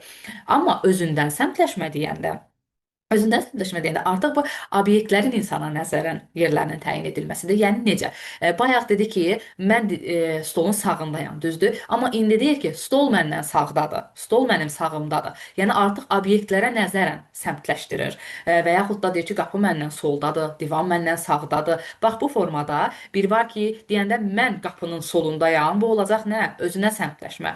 Amma desə ki, qapı mənim solumdadır, bu olacaq özündən səmtləşmə. Artıq uşaq özündən səmtləşmə etdi. Digər isə obyektlərin səmtləşməsidir ki, obyektlərin səmtləşməsi də deyəndə nə nəzərdə tutulur? Əşyaların bir-birinə nisbətən səmtləşməsi. Məsələn, artıq burada uşağın özü yoxdur. Əşyalar var ki, burada əşyaların bir-birinə nəzərən səmtləşməsi nəzərdə tutulur. Məsələn, iki dənə oyuncaq var. Məsələn, deyək ki, bir gəlincik var, bir də maşın oyuncağı var. Uşaq deyir ki, gəlincik maşının sağındadır və yaxud maşın gəlinciyin solundadır. Bax, bu formada obyektlərin bir-birinə nəzərən səmtləşməsi. Obyektlərdən səmtləşmə deyəndə də bu nəzərdə tutulur. Yəqin ki, aydın oldu ki, özünə səmtləşmə nədir, özündən səmtləşmə və obyektlərdən səmtləşmə nədir? Özünə səmtləşmə deyəndə uşaq özünün mərkəzdə oturur və deyir ki, mən qapının sağındayam, amma özündən səmtləşmə desə, deyəcək qapı məndən sağdadır, qapı mənim sağımdadır. Amma obyektlərin səmtləşməsi desə, burada artıq uşaq özü olmayacaq. İki əşya arasında olacaq səmtləşmə ki, məsələn, kitab dəftərin sağındadır, dəftər kitabın solundadır, qələm kitabın sağındadır. Bax, bu formada obyektləri bir-birindən səmtləşdirəcək. Bax, burada da səmtləşmənin yolları, öyrədilmə yolları var. Burada da yəni ki, uşaqları fəza təsəvvürlərinin inkişafı hansı istiqamətlərdə aparılmalıdır, tapşırıqlar necə verilməlidir, tədricən çətinləşdirilərək verilməlidir. Yəni təbii ki, ümumiyyətlə biz bilirik ki, məktəbə qədərən proqramı elədik ki, sadədən mürəkkəbə doğru uşaqlarda formalaşdırılır və fəza təsəvvürlərinin inkişafı da uşaqlarda yenə də sadədən mürəkkəbə doğru getməlidir. Məsələn, uşaqların tanış olduqları əşya arasındakı fəza münasibətləri yəni miqdarı tədricən artırılmalıdır. Uşaqlar tərəfindən fərqlənmə, uyğunlaşdırma da yəni getdikcə tədricən dəqiqliyi artırılmalıdır. Bax, bu formada yenə bunları da özünüz üçün oxuyarsınız ki, tapşırıqlar hansı formada verilməlidir ki, uşaqlarda fəza deməli düzgün şəkildə formalaşsın. Deməli, müəllimələr, məntiqi riyazi təfəkkürlə bağlı izahımız bu qədər. Yəqin ki, dinləriz.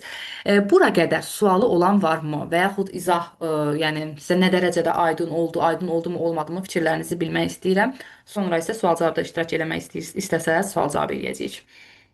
Müəllimə, mən anlayışım var. Yəni indi də müəllimə Hı hı. verdi. Çox anlayışım oldu. Çox sağ olun. Siz Yəni, sağ olun müəlliməm. yəni kollecdə zətdə keçmişəm sadə riyazi Hı təsəvvürlərin hı. formasında. İndi bu mövzunu da oxusam tam başa düşəcəm. Hı Yəni hı. oxumuşdum kollecdə tələbə vaxtı. Hı hı. Anlayışım var yəni. Hı hı. Deməli, məntiqi riyazi təfəkkür məşğələsi çox vaxt həqiqətən də müəllimələrə biraz çətin gələn məşğələdir. Çünki elə bir məşğələdir ki, çox burada terminlərdən də çox istifadə olunur və yenə dediyim kimi, elə bir məşğələdir ki, hər bir sözü, hər bir cümləsi demək olar ki, bir test sualıdır. Ona görə də bunu ətraflı öyrənmək lazımdır. Bir də PDF-də qeyd olunmayıb. Yenə də mən burada qeyd edeyim, özünüz üçün qeydiyyatınızı apararsınız ki, ümumiyyətlə hansı məntiqi riyazi təfəkkür məşğələsi iki metodla öyrədilir uşaqlara. Yəni iki yerə ayrılır da, iki hissəyə ayrılır ki, bu monoqrafik metoddur ki, monoqrafik metoddan istifadə edirlər, bir də hesabı metoddan istifadə edirlər. Yəni iki hissəyə ayrılır belə deyək. Monoqrafik metod deyəndə, yəni burada ədədin təsviri deməkdir. Yəni ədədin öyrənilməsi, əşyaların qrup şəklində birləşdirilməsidir, ədədlərin tərkib hissəsinin öyrədilməsidir. Düzdür, bax, məsələn, biz bunları öyrəndikdə düzdür hissə olaraq sadəcə iki hissəyə bölürük. Digərisi hesabı metoddur. Hesabı metodda da artıq əməllər var. Ədədin sayı nəticəsi var, iki çoxluğun müqayisəsi var, toplama var, çıxma var ki, bunlar da harda öyrədilir? Hesabı metodda uşaqlara öyrədilir. Yəni bu da ola bilər testdə qarşınıza çıxardı. PDF-də yoxdur. Sadəcə demək istədim ki, özünüz üçün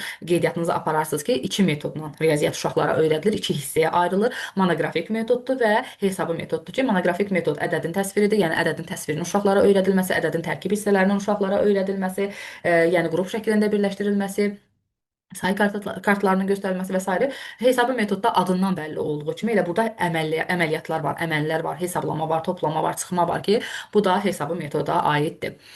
Müəllimələr, sual-cavabda iştirak eləmək istəyən müəllimə varmı? Yoxdursa testlər eləyəcəyik. Yəni başa düşürəm, çünki yəni izahını indi verdim, ola bilər ki, iştirak eləyə bilməzsiniz. İştirak eləmək istəyən müəllimələr varsa sual-cavab eləyək, yoxdursa testlərə keçək. Bir müəllimə əl qaldırıb, kim iştirak eləmək istəyirsə əl işarələrini qaldırsın, zəhmət olmasa. Aytən müəllimə, sizlə sual-cavab eləyək, səsi açın, zəhmət olmasa. Müəllimə, bu dəstən sual cavab eləyəcəkdə, hə, indi başa saldığınız dəstən. Məntiqi riyazi təfəkkür məşğələsindən çətinliyiniz varsa, istəyirsinizsə test üzərində sual-cavab eləyək, daha rahat olsun. Test sizdən diləsi olar müəllimə. Yaxşı, o zaman mən testi açacağam. Yenə siz mənə deyərsiniz, görünür ya yox. Yox. Bəli müəllimə, görsəndində. Tamam. Aşağıdakı variantlardan, birinci sual, aşağıdakı variantlardan biri uşaqda zaman ardıcıllığı anlayışlarının formalaşmasına deməli xidmət edir. Deməli, aşağıdakı variantlardan biri uşaqda zaman ardıcıllığı anlayışı formalaşmasına xidmət edir. A, uşağın 4 alması var idi, o almaların ikisini dostuna verdi, qaldı 2 alma. Bu məncə hesablama əməliyyatıdır. O bir oyuncaq var idi, bir variantı. Sonra bir oyuncaq da aldılar, oldu 3 oyuncaq. Bu da hesablama əməliyyatı oldu. Uşağın uçbucağın bucaqlarını sayır və deyir, uçbucağın uçbucağı fiqurların öyrənilməsidir. Uşaq səhər oyandı, yeməyin yedi, sonra isə otağına oynamağa getdi. Elə bu D variantıdır. Deməli 2, 3, 4 anlayışıdır. Deməli, hətta zaman anlayışı formalaşması. Bir dənə Y variantında oxuyaq. Bir variantı müəllimə, uşaq ona verilən ipləri ölçüsü uzun, qısa olduğunu müəyyənləşdir. Bu oldu 2, 3, bir anlayışdır. Müəllimə, ölçü anlayışının öyrədilməsi. Ölçü anlayışının uşaqlarda formalaşdırılması. Deməli, düzgün cavab oldu D variantı. D variantı. Düzdür. Deməli, D variantı uşaqlarda bu verilən tapşırıq, yəni verilən situasiya uşaqlarda zaman ardıcıllığının öyrədilməsidir. İkinci testi oxuyaq. Deməli, bir səbətdə 5 alma var. O biri səbətdə isə 3 alma var. İki səbətdə birlikdə neçə alma var? Verilən situasiya aşağıdakılardan hansına aiddir? Deməli, səbətdə 5 alma var, o birisində isə 3 alma var. İki səbət bu hesablama əməliyyatıdır, toplama işarəsi. Yəni, çoxluqların elementlərin ayrılması, çoxluqların birləşdirilməsi, hissələrə ayrılması, bərabər çoxluğa düzəltmə, çoxluğa götürmək. Məncə bu müəllimə birləşdirmə olardı. Yəqin ki, məsələn, 3 alma ilə 2 almanı deməli birləşdirirsə, deməli 5 alma var, 3 alma var. İki səbət birlikdə gedirsə, yəqin ki, mən birləşdirmə olar. B variantı. Düzdür. Ümumiyyətlə baxın burada bayaq da çoxluqların birləşdirilməsi deyəndə burada çoxluq deyəndə nə var? Bir səbətdə 5 alma var, o biri səbətdə 3 alma. Deməli burada çoxluq deyəndə birinci səbətimiz bir çoxluq, ikinci səbətimiz isə ikinci çoxluqdur, düzdür? Və deyir iki səbətdə birlikdə neçə alma var? Görürsüz burada nə istəyir? Birləşdirilməsini istəyir. İki çoxluğu elə bil birləşdiririk bir-biri ilə. Bu düzdür, toplamadır və toplama əməlində çoxluqların birləşdirilməsidir. Deməli Birləşdirilməsi. düzgün cavab B variantı. B variantı. Üçüncü testi də oxuyaq. Tam çoxluğun hissələrə bölünməsi alt çoxluqlarına, sonra isə ədədin bölünməsi özündən kiçik iki ədəddən ibarət tərkibi verilən fikir aşağıdakılardan hansına aiddir? Deməli, hissələrə bölünmə anlayışıdır. Sonra isə ədədin bölünməsidir. Verilən fikir aşağıdakılardan hansına aiddir? Məsələn, say fəaliyyəti, anlayışı, çoxluq anlayışı, hesablama əməli fəaliyyəti, rəqəmlərlə tanışıq. Rəqəmlərlə olmaz, müəllimə, bu da çoxluqda söhbət edir. Hesablama fəaliyyəti də yəqin ki, olunmaz. Çoxluğun hissələrə bölünməsi. Sonra isə ədədin bölünməsi. Ədədin, məsələn, 5 ədədin 2 ilə bölünmə, sonra mənə sordu, ədəd anlayışı, çoxluq anlayışı və bu sualı bilə bilmədim. Məsələn, C variantı kimi yaxın gəlir ən çox. Baxın, düzdür, burada çoxluqdan söhbət gedir. Deyir, tam çoxluğun hissələrə bölünməsi. Yəni bayaq biz çoxluğu danışanda dedik ki, bir tam çoxluq nədir? Məsələn, 5 çoxluğudur. 5 çoxluğu hissələrə bölürük, düzdür? 2, bir də 3 hissəyə böldük. Yəni alt çoxluqlarına, hissələrə bölünməsi alt çoxluqlarına bölünməsi deməkdir də, düzdür? Sonra isə ədədin bölünməsi. Ədədi 2 hissəyə bölə bilərik. Özündən kiçik 2 ədəddən ibarət tərkibinin tapılması, özündən ədəd də yəni alt çoxluqlarına. Verilən fikir aşağıdakılardan hansına aiddir? Bu say fəaliyyəti ola bilər. Məncə müəllimə, yox, sayma Say fəaliyyəti deyil. 1, 2, 3, 4 Aha. belə saymadır. Ədəd anlayışda ki, məsələn, konkret nə qədərdir, yəni o göstərilə bilər. Yəqin ki, çoxluq anlayışı olar. Çoxluq anlayışı, amma burada biraz da dərinə keçsək, çünki burada hissələrə bölür, ədədi hissələrə bölür, özündən kiçik ədədin tərkib hissəsini tapır deyə bunu biz götürəcəyik hesablama fəaliyyəti. Hesablama. Çünki burada hesablama var deyə götürəcəyik hesablama fəaliyyəti. Çox sağ olun Aytən müəllimə. Şəlalə müəllimə, sizlə davam eləyək. Axşamınız xeyir müəllim. Axşamınız xeyir. Dördüncü testi oxuyaq. Məktəbə qədər uşaqların hesab məsələlərinə hazırlıq mərhələsində hansı əsas məqsəd yerinə yetirilir? Hesablama, uşaqların toplama əməliyyatlarını öyrətmək, uşaqlara məhsul komponentlərinin tapılmasını öyrətmək, uşaqlara situasiyaların modelləşdirilməsi, hesab əməllərinin seçilməsi və sayma bacarığını öyrətmək, uşaqlara çıxma əməlinin öyrədilməsi və buna uyğun məsələlərin qurulması, uşaqlara fərqli hesablama üsullarını mənimsətmək. C variantıdır müəllimə. Baxın, elə testin vasitəsilə bayaq izahda yadımızdan çıxan mövzulardan biridir bu məsələ həlli ki, məktəbə qədər müəssisələrdə eyni zamanda toplama çıxma ilə yanaşı uşaqlara məsələ həllinin də öyrədilməsi var ki, yəni məsələnin şərtinin qurulması, öyrədilməsi var ki, bax məsələ deyəndə də orada bir şərt verilir ki, məsələn, ümumiyyətlə ədədi vahidləri olan bir mətndir də, düzdür? Ki, hansı ki, bu mətn formasındadır, amma orada ədədlər var. Ədədlər təsvir olunub ki, məsələn, Əlinin 3 qələmi var idi. O qələmlərindən birini yoldaşına verdi. İndi Əlinin neçə qələmi oldu? Bu məsələdir. Düzdür? Toplama çıxmada, yəni burada mətn yoxdur, amma məsələdə mətn var. Elə bunu da gəlin üstündə biraz danışaq ki, çünki bayaq yadımızdan çıxıb izahını verməmişik ki, məktəbə qədər müəssisələrdə məsələ də öyrədilir. Burada düz vurğuladınız ki, uşaqlara situasiyaların modelləşdirilməsi və hesab əməlinin seçilməsi və sayma bacarığını öyrətmək. Bu elə məsələ həllinin ardıcıllığıdır. Düzgün cavabdır bu arada Şəlalə müəllimə. Yəni uşaqlara situasiyaların modelləşdirilməsi. Məsələn, verilən situasiyanı modelləşdirmək demək nə deməkdir?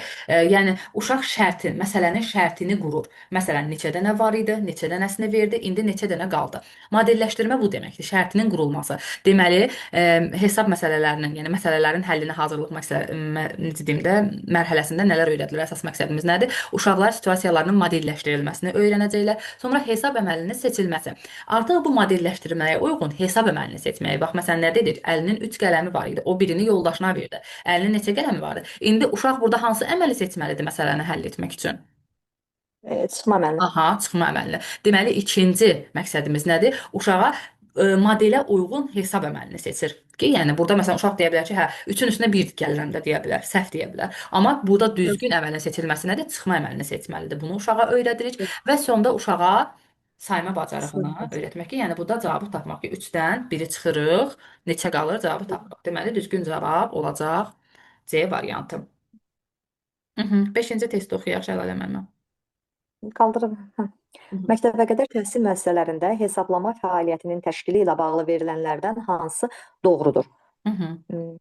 Hesablama fəaliyyəti. Hı hı. Tam çoxluğun hissələrə bölünməsi, alt çoxluqlar, sonra isə ədədin bölünməsi, özündən kiçik 2 ədəddən ibarət tərkib, ədədin əmələ gəlməsinin qavranılması, əşyalar arasında əlamətlərini görmək və adlandırmaq, hər bir sayı bir əşya və ya bir hərəkətlə uyğunlaşdırmaq, düzünə və tərsinə saymaq. Hı hı. Hesablama.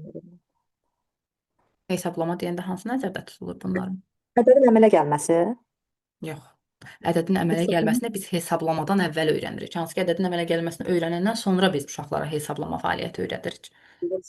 Tam çoxluğun hissələrə Aha. bölünməsi, sonra ədədin bölünməsi, özündən kiçik 2 ədəddən ibarət tərkib. Hı hı. Bax, Biraz bu hesablamadır. A variantı düzgün hesablamadır. Çünki bax, məsələn, 5-dir də, düzdür? 5-i bölürük nəyə? Hissələrə 3, bir də 2. 3 ilə 2-ni toplayırıq, neçəyə alırıq? 5 alırıq. Beş. Hissələrə bölürük, ədədi bölürük, özündən kiçik ədədlərin tərkibini öyrənirik, toplayırıq. Bu hesablamadır. Ədədin əmələ gəlməsinin qavranılması, yəni ədəd anlayışını öyrənməkdir. Burada məsələn hesablama. Məsələn, əgər mənə desə ki, ədəd anlayışı özünə nələri daxil edir, ədəd anlayışı aşağıdakılardan hansına aiddir, bunu götürə bilərəm. Ədədin əmələ gəlməsinin qavranılması. Əşyaların əsas əlamətlərini görmək və adlandırmaq deyil. Hər bir sayı bir əşya və bir hərəkətlə uyğunlaşdırmaq. Bu nədir bəs? Bu hansı fəaliyyətdir? Bir sayı. Bu şeydir, çoxluqların Hər bir sayı, bir çoxluqların əşya və bir hərəkətlə uyğunlaşdırmaq. Hansı fəaliyyətdir? ötür keçir sayma hərəkətlə Say olan fəaliyyəti. o fəaliyyətdir. Say Barmaq qoyub sayma. fəaliyyəti.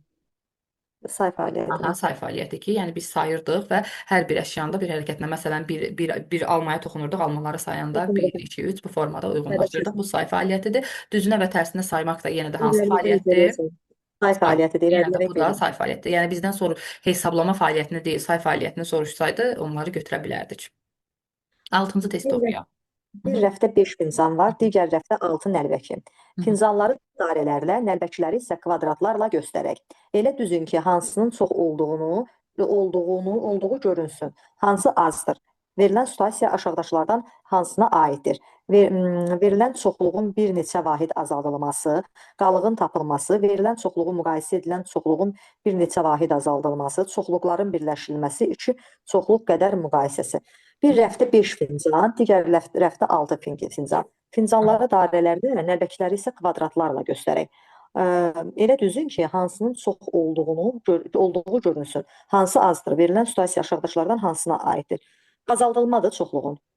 Yox, burada görünür azaldılma var. Məsələn, deyir ki, Hansı azdır? Elə bir 5 dənə dairə düzəcəm, 5 dənə də kvadrat, alt-alta. Bir 6 dənə. Müqayisə olacaq da yəqin. Aha, deməli burada nəyi soruşur? Hansı azdır soruşsa, deməli bunları bir-birinə müqayisə etməyi soruşur, düzdür? Müqayisə etmə. Deməli burada hansı olacaq? Bu azdır deyən kimi, nə bilim, çoxluqların yəni azaldılması. Çünki demir axı, məsələn, 6 nəlbəkidən birini götürün və yaxud 5 fincandan birini götürün, birini çıxardın demir axı. Deyir ki, bunları bir-birinə, məsələn, deyir 5 fincan var, 6 nəlbəki var. Fincanları dairələrlə, nəlbəkiləri kvadratlarla işarələyirik və soruşur ki, elə düzün ki, deyir, görünsün, hansının çox olduğu görünsün və deyir hansı azdır burada. Deməli, neyinir burada? 2 dənə çoxluq var, 2 dənə çoxluğu müqayisə edir. Cavab olacaq Y variantı. 2 çoxluğun qədər müqayisəsi. 7-ci sualda oxuyun. Məntiqi riyazi təfəkkür məşğələsi aşağıdakı standartların hansı ilə verilə bilməz? Əşya forma və ölçüsünə bu aiddir. Hı hı. Tədqiq etməyə maraq nümayiş etdirir. Oyun və tədqiqatlarda böyüdücü şübhə var. Verilmiş mövzu ətrafında danışır və səbəb nəticə D variantıdır. Hı hı. D variantı verilmiş mövzu ətrafında danışır, səbəb nəticə əlaqələrini müəyyənləşdirir. Bu 2-1-dir ki, yəni bu da çox vaxt ətraf aləmlə tanışlıq verilir Hesab müşahidəyə. danışır. E variantı da yenə də aiddir ki, həndəsə fiqurları fərqləndirir. Həndəsə Düzgün cavabdır. Çox sağ olun Şəlalə müəllimə. Ayşə müəllimə, siz nə davam eləyək? Ayşə müəllimə, davam eləyə bilirsiniz? Eşidirsiniz? Səsiniz gəlmir. Bəli, müəllimə. Davam eləyək. 8-ci testi oxuyuruq. Oxuya bilirsiniz? Bəli. Hı -hı. Tərbiyəçi müəllim uşaqlara həndəsi fiqurların şəkilləri təsvir olunmuş kartlar paylayır və həndəsi fiqurları forma və ölçüsünə görə qruplaşdırmağı tapşırır. Verilən fəaliyyət hansı yaş qrupuna aiddir? Mən variantları oxuyuyorum. Oxuyun və düzgün variantı deyin. Düzgün variant böyük qrup olmalıdır. Yox, düzgün variantımız burada məktəbə Məktəb hazırlıq qrupudur. Çünki bayaq məsələn izahda da dedik ki, həndəsi fiqurların qruplaşdırılması varsa, məktəbə hazırlıq qrupunu götürəcəyik. Adlandırma varsa orta qrup, fərqləndirmə varsa böyük qrup, amma qruplaşdırma varsa götürəcək hansını? Məktəbə hazırlıq qrupunu. 9-cu testi oxuyaq. Stolun üstündə 6 böyük, 5 orta, kiçik 5 orta, 4 kiçik, top var. Tərbiyəçi uşaqlardan topları ölçüsünə uyğun azalmağa doğru düzməyi tapşırır. Verilən situasiyanın məqsədi hansı bənddə düzgün göstərilibdir? Çoxluğun nizamlanması müəllimə.